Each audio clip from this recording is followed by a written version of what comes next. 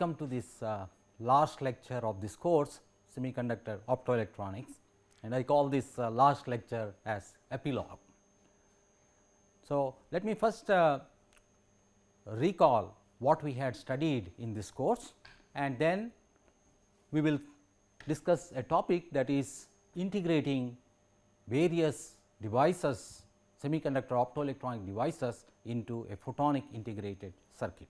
So, we started with in part 1. So, in part 1, let me just recapitulate. We discussed about the basics or basic physics of semiconductor optoelectronic devices, that is basics for basics of semiconductors,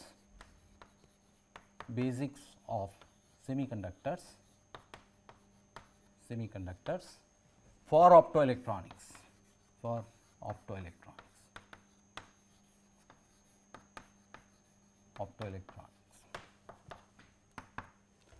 Semiconductor physics, as we mentioned, is a very broad topic, and we have covered only the essential part of it for optoelectronics, semiconductor optoelectronics. In particular, we have discussed here density of states,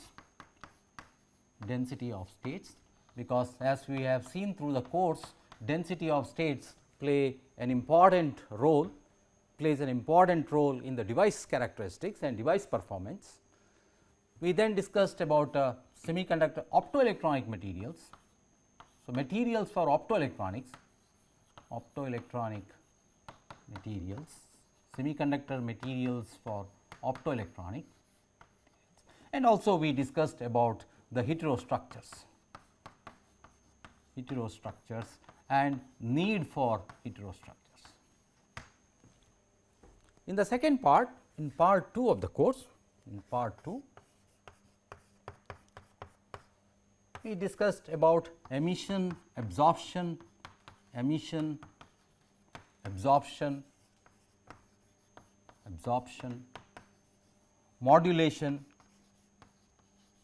modulation and amplification.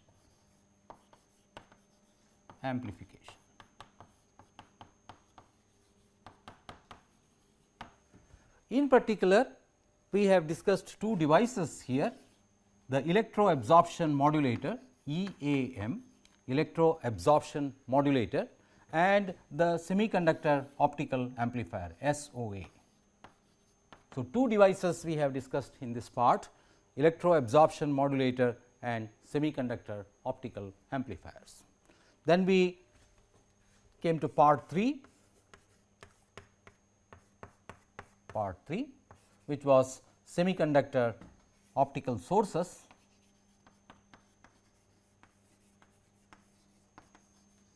semiconductor optical sources,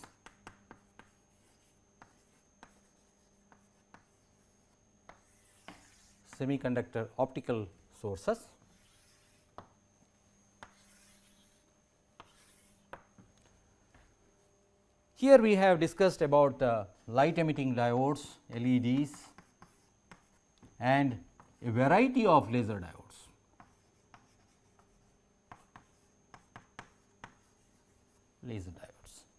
And finally, in part 4,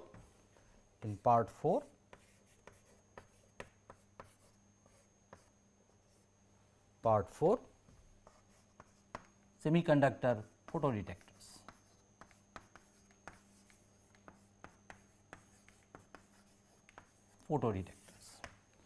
So, here we have discussed about, of course, the PIN and APD, in particular PIN and APD, PIN diode and other detectors. So, if I may list the modulator, the amplifier, the source and photodetectors. So, we have the modulator, the source, modulator,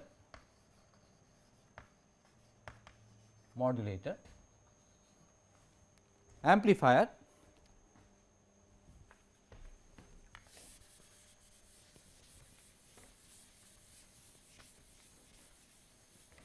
the amplifier and of course, the photodetector.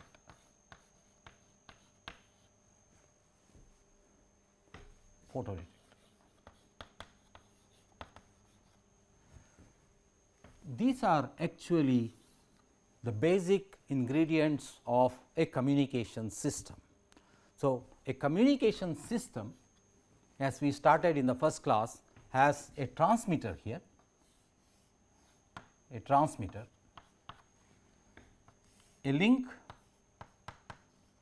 which is of course a passive link. There could be amplifiers here,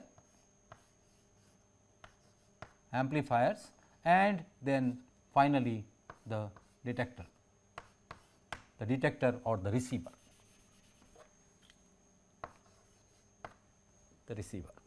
Transmitter, link, amplifiers, in between there may be amplifiers and receiver. So, the transmitter, apart from the electronic circuitry, comprises of a source, an optical source in optical communication, an optical source and a modulator, and there could be a power amplifier which boosts the power at the transmitter itself, and there could be inline amplifiers, and similarly at the receiver we may have a pre-amplifier. The receiver would have a pre-amplifier, an amplifier here, and then of course, the processing circuit which may comprise of filters and photodetectors, demultiplexers and so on. So, these are the important basic building blocks of a communication system. Just as in the case of electronics, where several components could be combined or could be integrated on a single chip, the question is it possible to integrate these devices? We have studied the devices independently as standalone devices, but is it possible to integrate these? And that brings us to what are called PICs or photonic integrated circuits, photonic integrated circuits.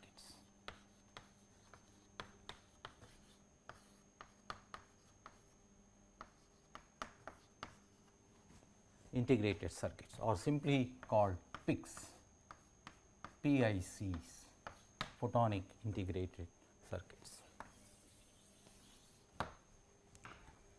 As the name indicates, it refers to integration, this refers to circuits or devices where two or more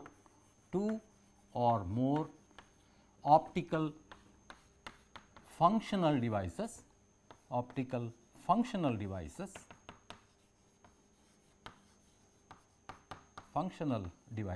it refers to integration of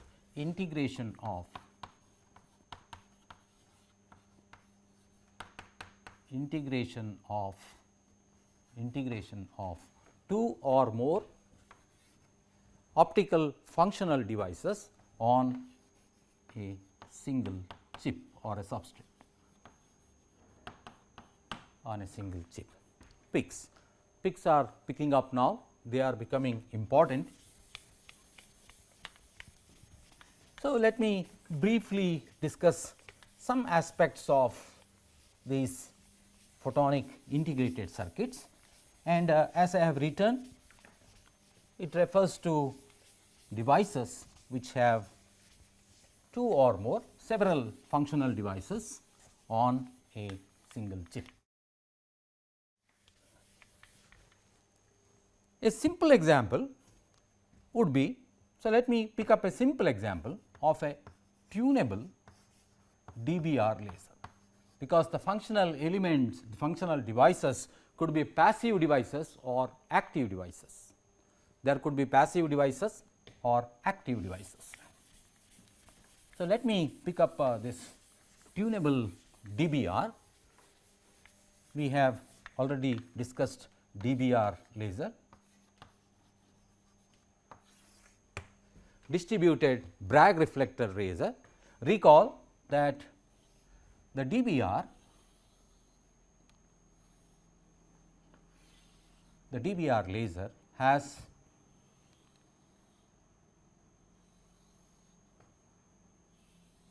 a double heterostructure, the lasing active region here, and this may have one or two frequency selective elements. What we had discussed earlier was with the two frequency selective gratings at the two ends. So, this is what we had discussed, and this is a longitudinal cross section of the device. The device is like this, we are looking at the longitudinal cross section, the simplest longitudinal cross section, and here is the metal electrode and the electrode here. There may be many more layers here, I am just showing the essential layers. So, the gain region, so here is the optical mode which propagates along the double heterostructure here, and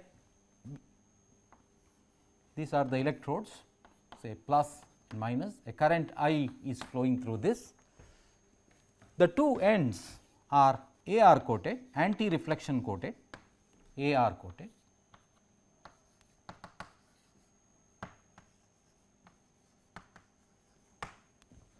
AR coated to avoid any reflection from these ends, because we need these frequency selective gratings.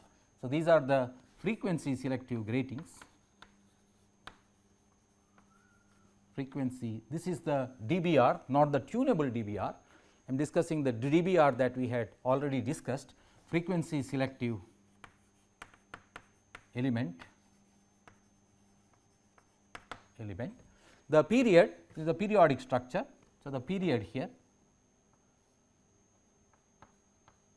lambda, the period is such that if we choose lambda is equal to lambda 0 divided by 2 n effective, where n effective is the effective index of the optical mode. Here is the optical mode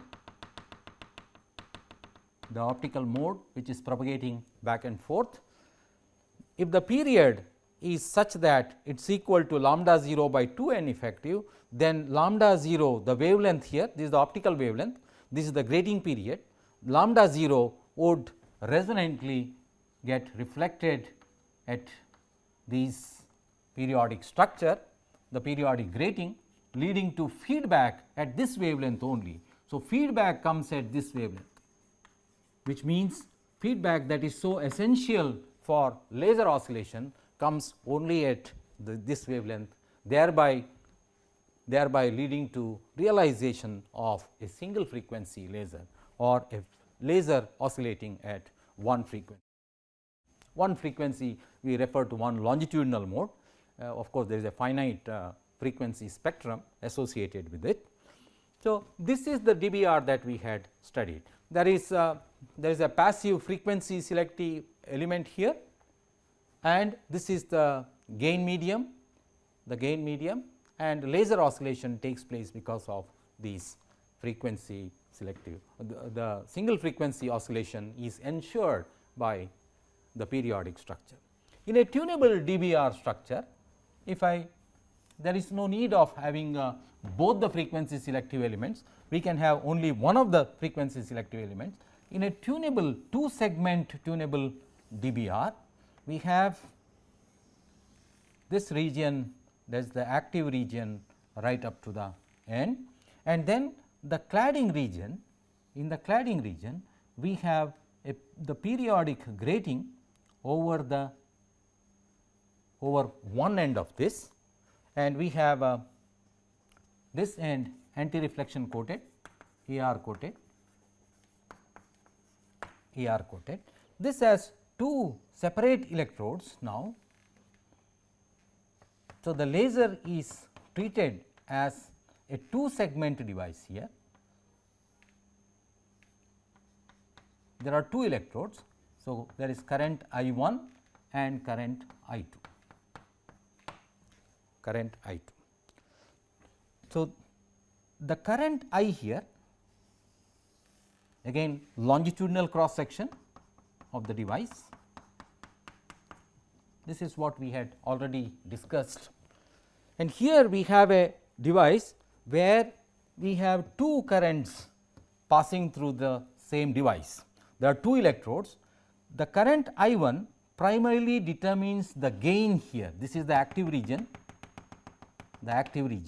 and the mode propagates here. So, the mode propagates through this structure. Okay. The active region, the current I controls the gain of the active region and hence the power output, whereas the current I 2 here, I 2 is primarily to control the selected frequency, because a current injection leads to a variation in the refractive index, and as we have already seen, in this case the current was not flowing through the periodic grating element here in the ends, current was flowing only through the active region, that is gain is provided only here in this. So, there are no current flowing here, and therefore, the frequency selection is done by these gratings. Even if you vary the current here, the frequencies do not change, because frequency selection takes place in this region by these gratings. However, in this case, because current also flows through this here, the frequency, the choice of frequency which oscillates will depend on the N effective, which depends on the refractive index of the mode, refractive index of the region here. Therefore, N effective can be affected. So, we have lambda oscillation is equal to twice N effective into lambda here. The lambda oscillation can be varied by varying the N effective. Lambda, the grating period is fixed, By changing this N effective, it is possible to vary the frequency of oscillation. So, we have two different currents here, one current determining the power and the gain in the medium. The second current determines the injection of carriers into this, so that the variation of effective refractive index in this region is determined by the second current, and therefore, N effective is controlled by the second current, and therefore, the output frequency is controlled by the second current I 2. Please see that this has two segments, two functional elements. One is the gain region and the second region is a frequency selective element. Is a active, both are active regions. The frequency selective element is here, and so this is, for example, a simplest PIC, a two segment, a two element PIC, photonic integrated circuit. We can have many more complicated and complex PICs. For example, if we take a WDM transmitter or a receiver, the current day WDM systems using a PIC, if we were to realize a WDM transmitter or a WDM receiver using a PIC, the general layout would be like this. Let me show the layout. So, we have lasers,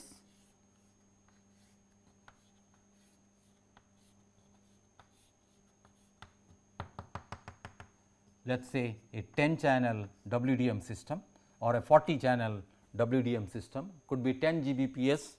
More recently, there has been work reported where 100 Gbps, 10 channels of 100 Gbps systems were integrated on a single PIC to realize transmitters. So, these are the LD 1, 1 standing for lambda 1.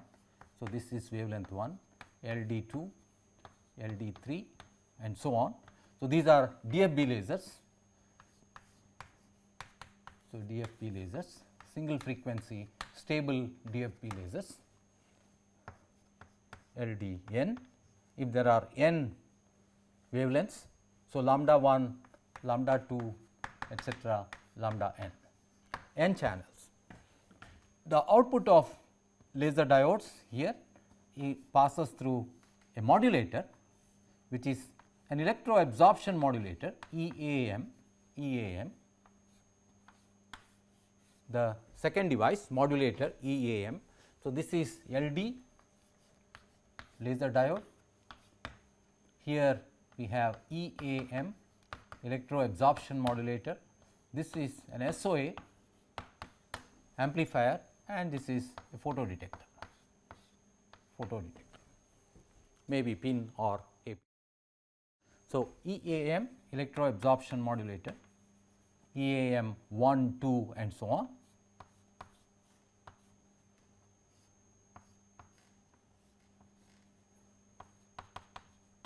So, let me write it EAM. The output of these, there could be more elements, there could be amplifier right here, or the output of this goes to a mux, an AWG mux. So, this is AWG mux, AWG stands for arrayed waveguide grating. Let me briefly discuss about this AWG, arrayed waveguide grating.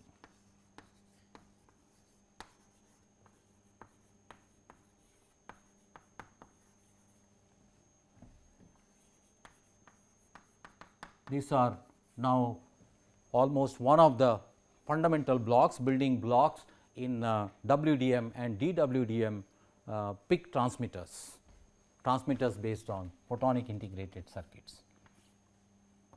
So, AWG here. So, this is lambda 1, lambda 2. The output, this is a mux multiplexer. So, we have n lambdas here. So, here is the output which has all the wavelengths coming here, lambda 2, lambda 3 and so on. There could also be an SOA here. So, there could be an SOA before it goes over to the transmission line, to the fiber link.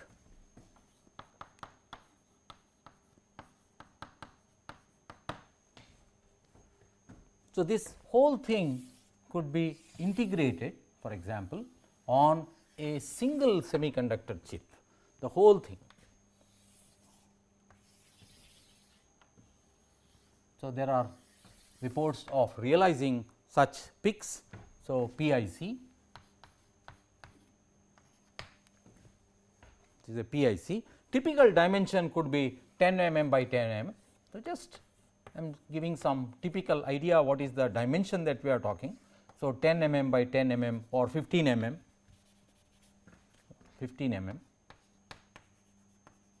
that is the kind of dimensions that we are talking of for a PIC. So, this is a PIC transmitter, this is a WDM transmitter, this could be a DWDM transmitter and a multiplexer. So, we have laser diode, the first device there, EAM electro absorption modulators, and of course, multiplexers. I have not discussed this multiplexer because this is not a semiconductor active device, it is a passive device. This multiplexer is a passive device. Let me briefly discuss this, and then as you see the SOA is here.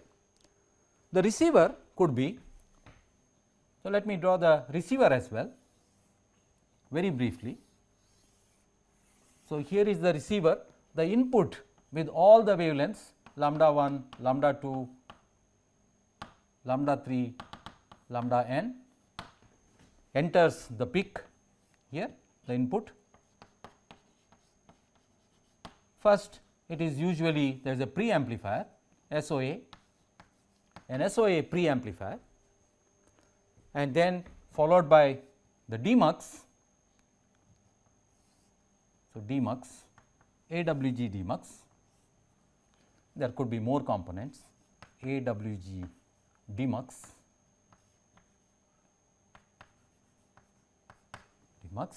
and then it goes to the different channels, different wavelengths going to different photodetectors.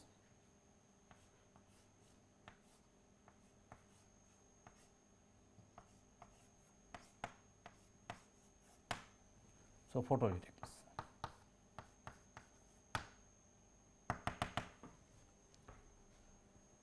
So, the input containing all the wavelengths are amplified by an appropriately chosen SOA.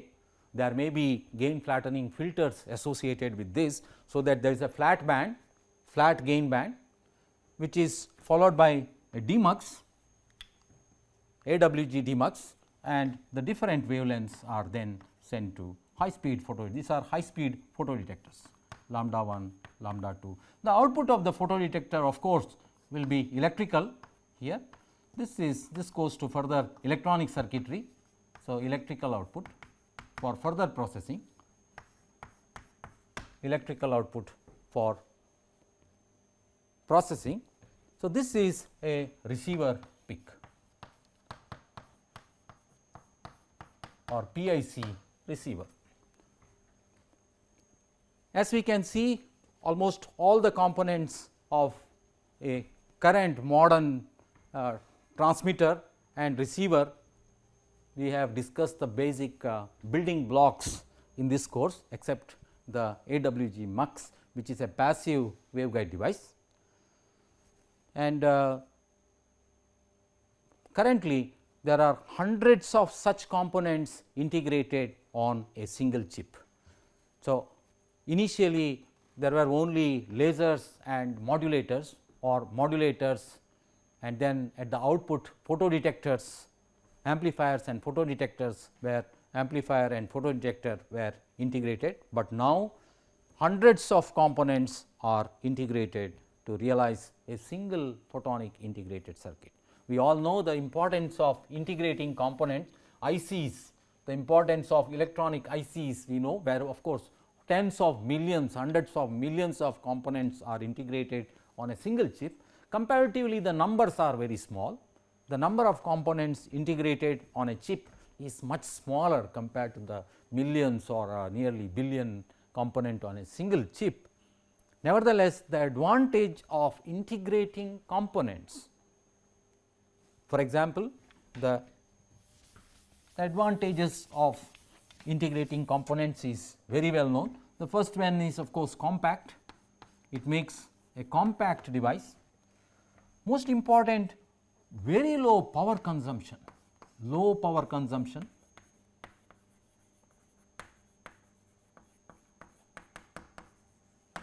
much less sensitive to thermal fluctuations,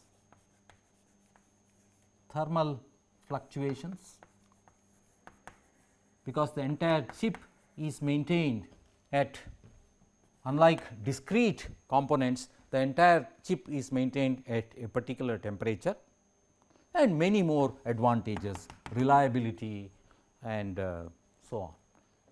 So, the same advantages are true for these as well, and PICs are picking up in a big way in the current optical communication scenario. So, let me, before I wind up, let me just briefly discuss this AWG. It is a very interesting device, very interesting optical device, which can be analyzed by classical theory of diffraction. The design comes from the classical theory of diffraction of light. So, let me consider a demultiplexer, AWG demultiplexer. So, in the remaining 10-15 minutes, let me briefly discuss the idea of a AWG MUX demux. So, here is the AWG. So, let me start with the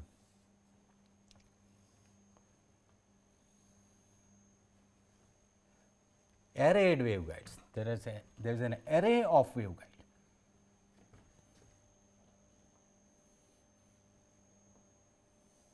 Some drawing practice here.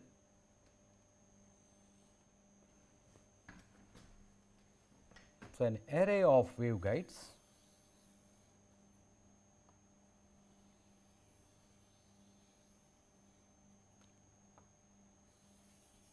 am showing only a few of them.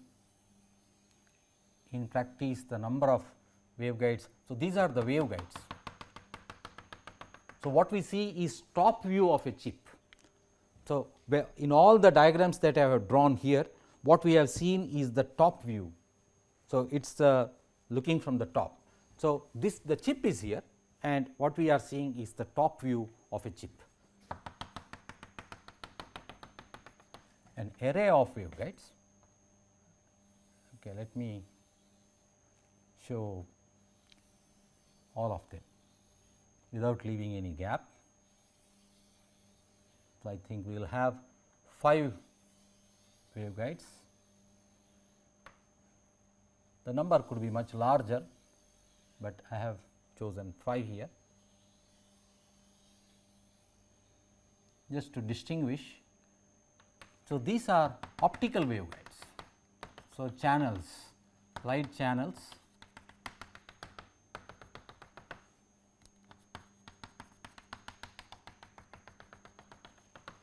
here. So, which enters here, the channels which are opening into this free propagation region. These are FPR or free propagation region, FPR, free propagation region.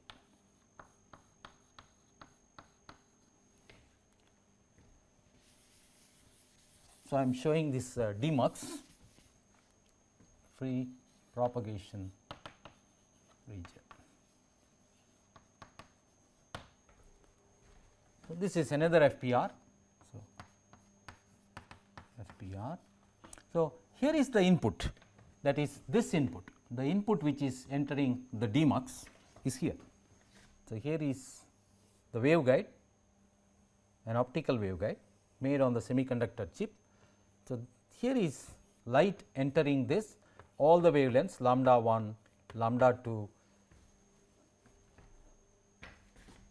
lambda 3. Let me take 3 wavelengths, just 3 wavelengths to illustrate 3 different wavelengths.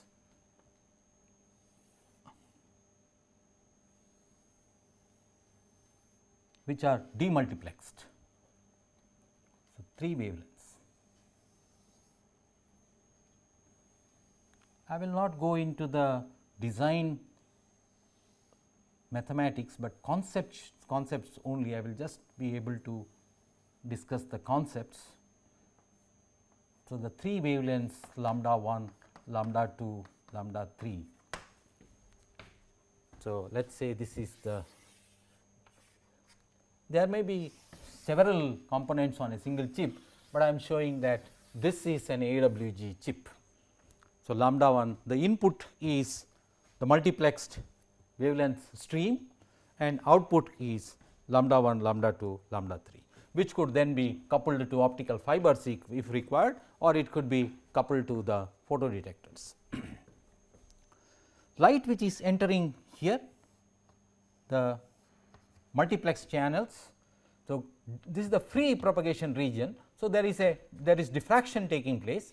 So, light diffracts into all the channels here, all they are actually quite close. So, light enters. So, there are many, therefore, almost all the light is collected, but I have shown only 4. So, it looks as if there is a large gap, but a major part of the light which is propagating through here is collected by these waveguides, or they excite the modes of the waveguide, which then propagate along this arc. As you can see that if this is L1 length, L2, L3, L4, L5, usually they are all of the same dimension. So, that the modal effective index N effective of the guide or Ng, N effective of the guide, the guides, waveguides are identical. So, if L1, L2, L3, L5 are different, are the lengths of the various waveguides here, then when they reach here, there is a propagation delay between the adjacent, there is a phase delay between the output which is coming from here output which is coming from here and so on. The phase delay or the path delay, the path difference is delta L, if delta L into N g is the path difference multiplied by of course k naught will give you del phi, the phase difference. So, this delta L here corresponds to L 2 minus L 1 or equal to, generally they are this can be taken such that they are equally separated, or L 3 minus L 2 and so on. So, the light which is reaching here has a constant phase difference, between the light which is emerging from here. Please see that these are all single frequency lasers, and therefore, the coherence lengths are very large, and therefore, even if we have a phase difference here, a path delay, they are all well within the coherence length. And so, all of them with respect to this, if I say the phase here is phi naught or 0, then this is phi, this is 2 phi, this is 3 phi and this is 4 phi and so on. So, they come at different phase differences. It is possible that these phi could be integral multiple of 2 pi, in which case all of them are in phase, or they could be in different phases. So, depending on the phase difference phi, the output could, depending on, so this is del phi is equal to k naught. So, this is equal to 2 pi by lambda. So, lambda is different for the different wavelengths, and therefore, if lambda 1 enters from here, let us say that the phase difference corresponding to lambda 2 is 0, phi is equal to 0, then the phase difference will have a certain minus phi here corresponding to lambda 1, and corresponding to lambda 3 this could be plus phi. The phase differences are different here for the 3 different wavelengths. If the phase difference is 0, then all these waves, when they propagate, because they are situated on a arc of certain chosen radius, there is a radius r here, radius r, so that all of them focus to this wavelength. So, all of them, all the light which is coming from here are in phase, and therefore, when they diffract, they focus at one particular wavelength, one particular spatial point, and there this wavelength, this waveguide is located at that spatial point, which means that particular wavelength will come through this waveguide. It is easy to understand this if we recall the basic theory of diffraction from multiple point sources. In the theory of diffraction from a single slit, we may recall, or phased array antennas. So, those of you who are familiar with the phased array antennas, so we have point sources or sources here, which are, the sources are emitting in, if I consider these as optical sources, they are point sources. If I consider these as point sources, then each one of them is emitting like this. If the input here is a plane wave, which means all the point sources, so this is the input, what I am describing is diffraction by a single slit. So, we are all familiar that in deriving the diffraction pattern of a single slit, a plane wave which is incident here. So, the slit is considered as comprising of multiple points, and then we determine the interference pattern due to these multiple source points on the screen, which is placed at a distance d. at a distance d or capital D. And then considering the path difference between them, we obtain the diffraction pattern, the standard diffraction pattern, which is the Airy pattern. So, we get maximas and minimas here.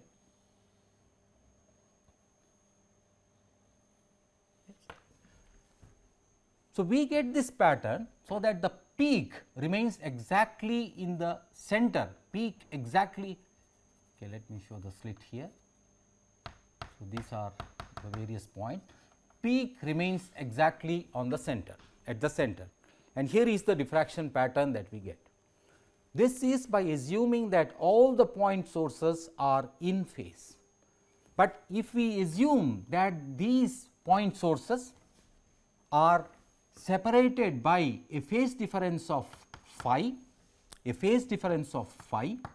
then depending on the phase difference phi, the peak will shift to that side or this side, depending on the phase difference phi. A constant phase difference phi will lead to different positions of the peak, and by continuously, if we continuously change the phase difference here, it is constant, but if we change phi, the angle.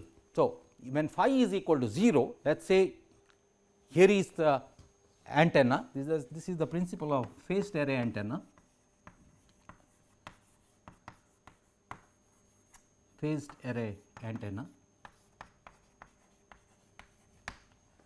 So, when phi is equal to 0, if here is the antenna, then the output predominantly comes in the forward direction, and if you give an appropriate curvature, then it is possible to focus the beam at a particular distance and at a particular spatial point, appropriate curvature given to the antenna. If without mechanically changing the position or the orientation of the antenna, it is possible by simply changing the phase here, relative phase between alternate sources here, it is possible that the output comes at this angle or whatever angle, and if you sweep this phase phi, then you can sweep the direction in which the EM wave is focused. This is the basic principle of phased array antenna. It is the same thing here, that if all of them are in phase, which means integral multiple of 2 pi, they will come straight here and focus at the radius of curvature of this curve here. Now, if there is a phase difference phi, 2 phi, 3 phi and so on, then they will focus at a different point, they will come and focus at a different point. So, all the light here now comes and focuses at a different point. Similarly, if instead of phi, if we have minus phi, then all of them will focus at the third point here. These waveguides, the position of these waveguides are located such that it is at the focus of these, the focus of the output from these waveguides. Now, phi or minus phi is determined by the wavelength. So, one can choose delta L, that is the structure here design. Delta L is chosen such that delta L and the positions of the output waveguides are chosen such that at wavelength lambda 1 all of them focus here. So, that lambda 1 comes out of this, because there is a constant phase difference, therefore, it does not come straight, it comes at an angle. At the center wavelength lambda 2, all of them focus at the radius of curvature of this, at the center here, center of this radius of curvature. So, all of them focus here, and at the third wavelength lambda 3, all of them focus here. So, that is determined by delta L, because Ng determined by the dimensions of the waveguide, the refractive index and the width of the waveguide, the mode effective index, and k naught contains the wavelength. Therefore, delta phi is different for different wavelengths. It is constant from one array to another. It is an array of waveguides. From one waveguide to another waveguide, adjacent waveguides, the difference is the same, phase difference is the same, but that phase difference is different for different wavelengths. And therefore, the output will focus at different spatial positions.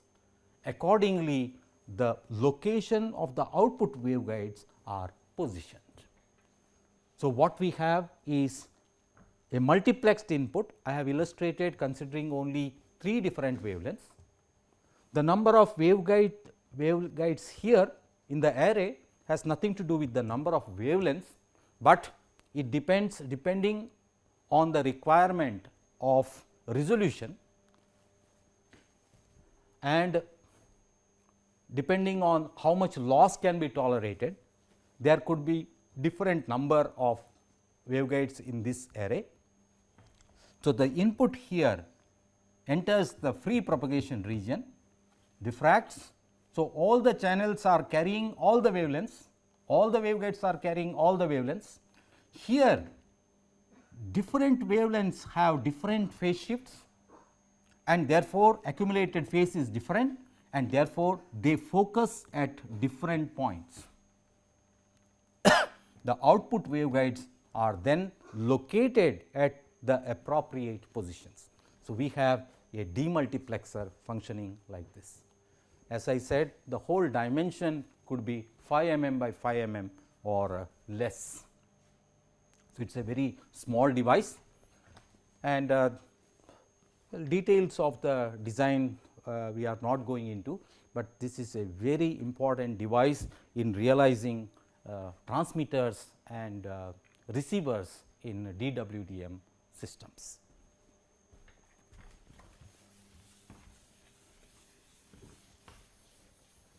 So, we have discussed most of the components of a photonic integrated circuit and more peaks would appear in the new communication systems with the to exploit the advantages of integration.